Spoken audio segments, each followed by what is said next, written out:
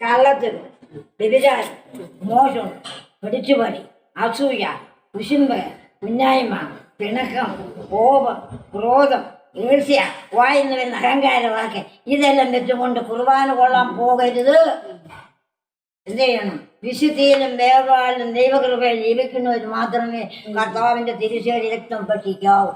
അതിനാ പ്രതിഫലം. അല്ലാത്തവർക്ക് അനുഗ്രഹത്തിന് വൻ ശാപം, കുടുംബത്തും നിനക്കും ശാപമായി. വിശുദ്ധിയിലും വേർപാടും ഈ വിശുദ്ധകൾ നൽകപ്പെടുന്നു എന്ന് അച്ഛൻ പറയുന്നു. ആണോ? ആണോ? വിശുദ്ധിയിലും വേർപാടിലും ഈ വിശുദ്ധതകൾ നൽകപ്പെടുന്നു. എല്ലാരും അകത്തിരിക്കുന്ന എന്തുവാ? കുശുമ്പ്, കുശുമ്പും കുഞ്ഞായ്മ, അസൂയ, ഇത് വെച്ചുകൊണ്ട് വാ തുറന്നാൽ ദൈവം പ്രസാദിക്കും? ഇല്ല. ഇതൊക്കെ പ്രസാദിക്കരുത്. വേദപുസ്തകം നന്നായിട്ട് പഠിക്കണം.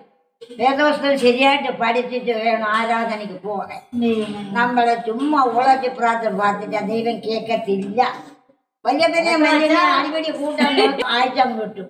വല്യപ്പൻ രാവിലെ വന്നപ്പോ കിടാവ് കുടിച്ചേച്ച് മാറി കിടക്കും. എടി, നീ പശുവിനെ കിട്ടിയില്ലയോ? കിടാവിനെ കിട്ടിയില്ലോ? ഞാൻ കിട്ടിയോ? ഏയ്, ഈ കിടാവ് കൊണ്ടോടി നിൽക്കണേ കിട്ടി. ഞാനല്ലേ മൊന്തയെടുത്ത് ഒറ്റയാട്ടി ഷാജ് ഞാൻ ഷാജ് തന്ത്രശാലി.